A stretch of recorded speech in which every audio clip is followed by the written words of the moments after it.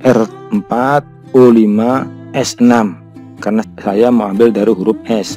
Baik, kita ketik 6. Selanjutnya jumlah data yang diambil, titik koma, data yang diambil adalah 4 karena saya mau ambil SOFT. Kita ketik 4, kemudian enter.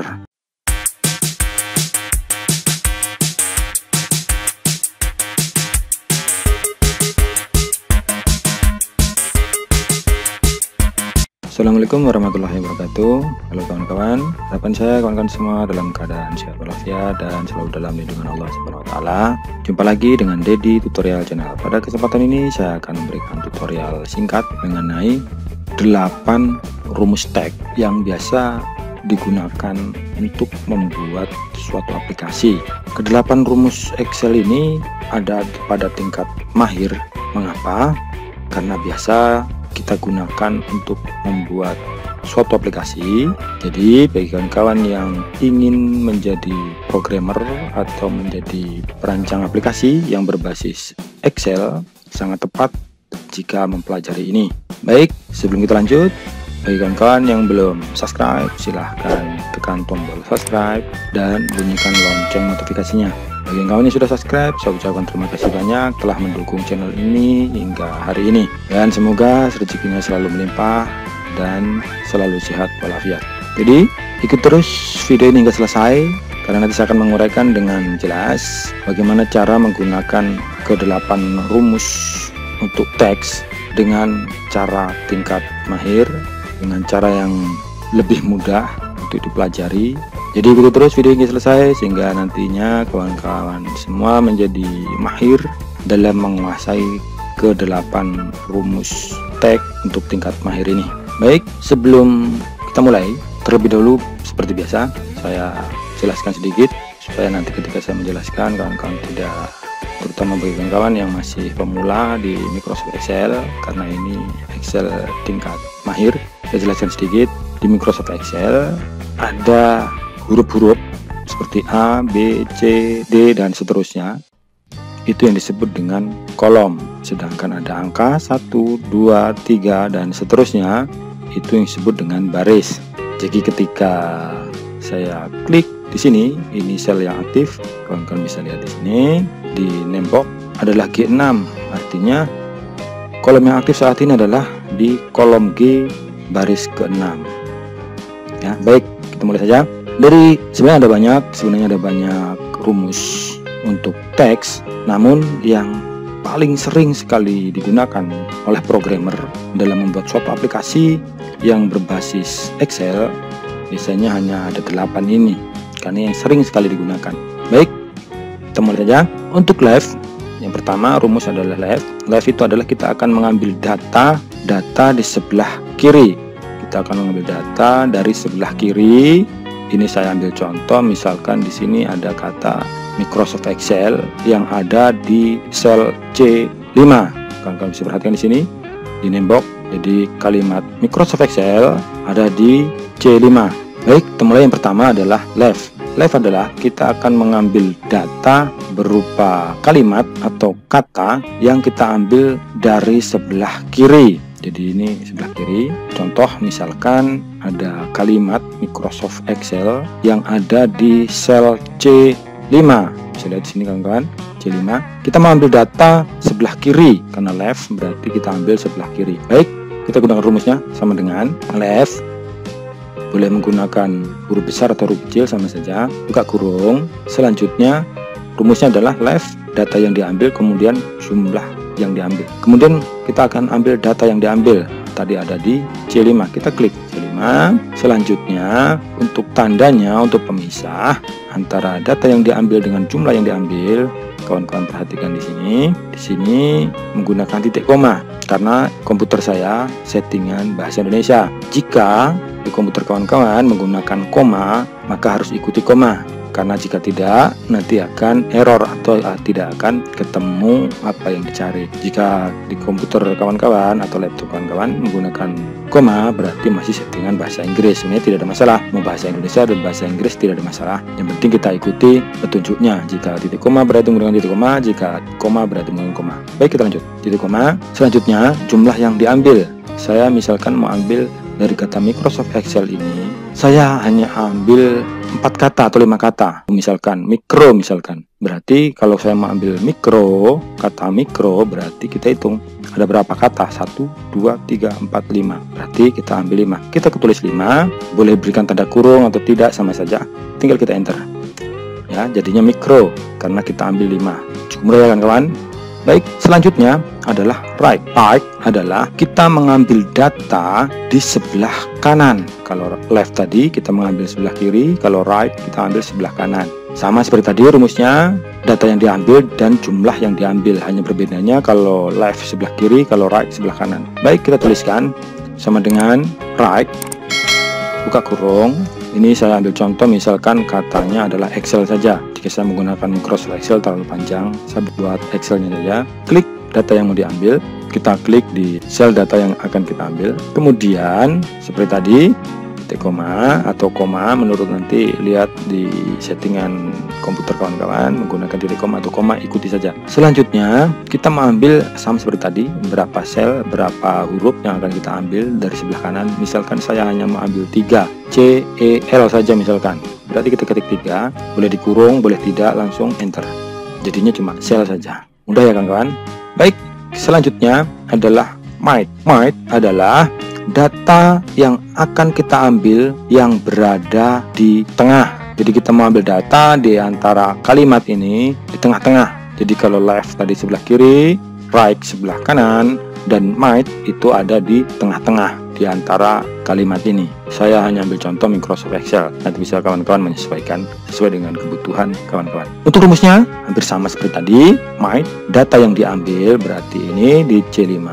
Kemudian posisi awal itu nanti kita ambil dari mana dan jumlah yang diambil. Agar lebih jelasnya kita langsung saja sama dengan might, buka kurung. Selanjutnya kita klik data yang diambil ini di sel C5.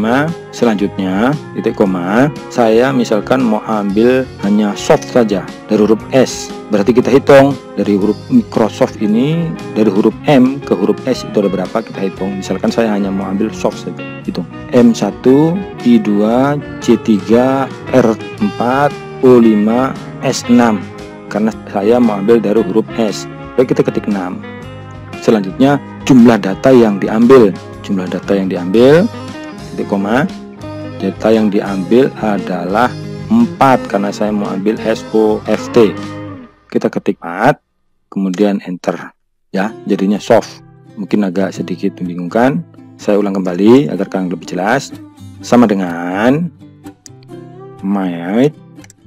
Kemudian misalkan saya mau ambil kata soft saja, SOFT. Jadi pertama kita ambil dulu data yang diambil ada di sel C5.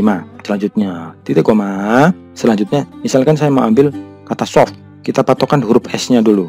Kita hitung dari Microsoft ini sampai huruf S itu ada berapa ya. Kita hitung sama M1, I2, C3, R4, O5, S6.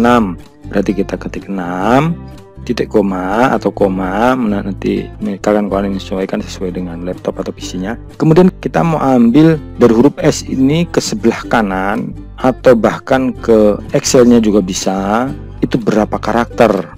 Misalkan saya mau ambil sampai T saja, soft saja. Berarti kita hitung dari S 1, O2, F3, T4. Berarti kita ketik 4, boleh dikurung, boleh tidak, kemudian enter. Soft.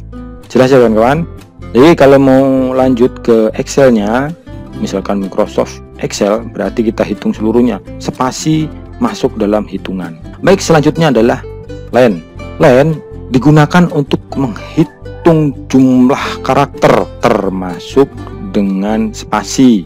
Jadi len biasanya kita gunakan ketika kita membuat suatu aplikasi yang berbasis Excel, yang biasanya untuk menghitung. Misalkan kita mau membuat scan lembar jawaban siswa secara otomatis, nah, biasanya untuk ABCD-nya kunci jawaban itu biasanya menggunakan len ini karena dia akan menghitung jumlah karakter, jumlah huruf termasuk dengan spasi. Rumusnya adalah len letak data. Coba langsung kita klik saja di mana letak datanya. Baik, lanjut aja. Kita langsung sama dengan len, buka kurung, langsung kita klik, boleh dikurung, boleh tidak, langsung spasi. ada 15. Coba kita hitung sama-sama. 15 ini adalah kata Microsoft Excel termasuk dengan spasi. Coba kita hitung sama-sama. M1, 2, 3, 4, 5, 6, 7, 8, 9, 10. Spasi 10 ya. 11, 12, 13, 14, 15. Jadi kita tidak perlu menghitung sebenarnya, cuma untuk memastikan supaya kawan-kawan percaya. Baik, cukup mudah ya kawan-kawan. Kita lanjut adalah lower. Lower adalah kita gunakan untuk merubah huruf atau kalimat dari huruf besar kita rubah menjadi huruf kecil. Ini sangat penting jika kita ingin menjadi programmer yang membuat aplikasi yang berbasis Excel, karena jika ada kalimat yang menggunakan huruf kapital kita tidak perlu merubahnya lagi, cukup kita gunakan rumus lower ini. Baik, kita lanjut. Untuk rumusnya adalah lower letak data, karena cukup mudah. Kita lanjut sama dengan lower buka kurung, langsung kita klik letak datanya ada di sel C5. Kita klik, boleh dikurung boleh tidak, kemudian kita enter ya, berubah menjadi huruf kecil. Sama, kalimatnya sama, hanya berbeda. Jika yang ini huruf besar, jika dengan menggunakan rumus lower berubah menjadi huruf kecil ya. Jadi cukup mudah, hanya perbedaannya di situ saja, huruf besar menjadi huruf kecil. Baik, selanjutnya adalah upper. Rumus upper kebalikannya dari lower tadi. Jika upper kita akan merubah kalimat dari huruf kecil menjadi huruf besar, kebalikannya dari lower tadi ya. Baik, lanjut saja. Rumusnya adalah upper letak data. Kita lanjut saja sama dengan upper, P-nya double, buka kurung, langsung letak datanya ada di sel C5. Kemudian boleh dikurung boleh tidak, langsung enter. Jadi berubah dari huruf kecil menjadi huruf besar. Mudah ya kawan-kawan. Baik, selanjutnya adalah tag. Tag ini gunanya untuk menggabungkan kalimat atau kata yang dipisah ataupun tidak. Biasanya tandanya adalah tanda dan. Rumusnya adalah tag, tanda petik, tag, karena kita akan tuliskan tagnya.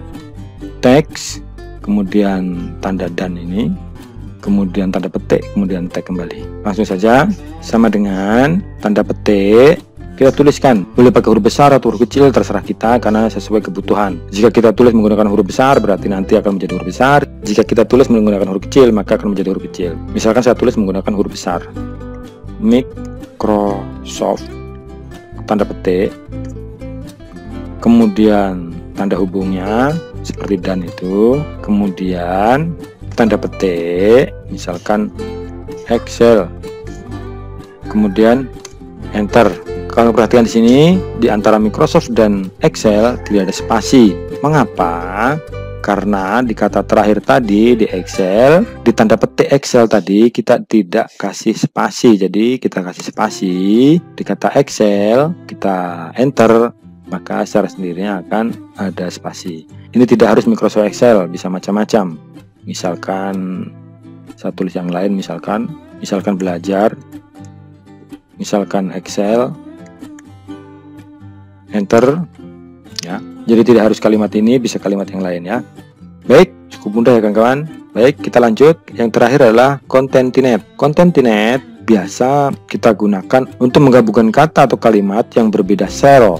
Ini saya ambil contoh, karena misalkan ada 2 sel atau lebih, ada 2 tag atau lebih, bisa 4, bisa 5. Ini saya ambil contoh 2, nanti kawan-kawan bisa menyesuaikan. Contohnya tag pertama adalah Microsoft dan tag kedua adalah Excel. Ini akan kita gabung dengan menggunakan concatenate.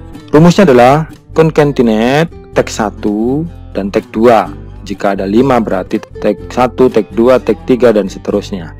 Baik, karena ini cuma ada 2 tag, berarti kita hanya akan gunakan 2 tag. Sama dengan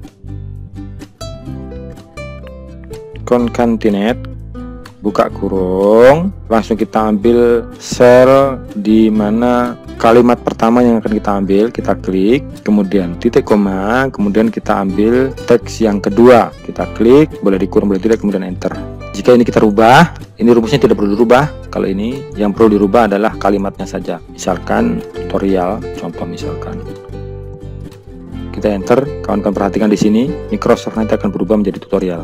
Baik, di sini di concatenate ini tidak ada spasi, berbeda dengan tag tadi kita bisa beri spasi karena di concatenate ini hanya untuk menggabungkan 2 kata atau lebih dalam satu kalimat. Baik, mungkin itu saja tutorial singkat ini karena cukup mudah. Nanti kawan-kawan bisa menyesuaikan sesuai dengan kebutuhan. Mungkin saja tutorial yang dapat saya sampaikan, kurang lebih saya pribadi mohon maaf. Jika kawan-kawan merasa tutorial yang bermanfaat untuk mendukung channel ini tetap berkembang, silahkan tekan tombol subscribe, like, dan komen. Dan silahkan di-share ke saudara dan teman-teman, karena dengan begitu kita bisa terus berbagi ilmu. Baik, mungkin saja dapat sampaikan, kurang dan lebihnya saya pribadi mohon maaf. Wabillahi taufiq wal hidayah. Wassalamualaikum warahmatullahi wabarakatuh dan selamat belajar.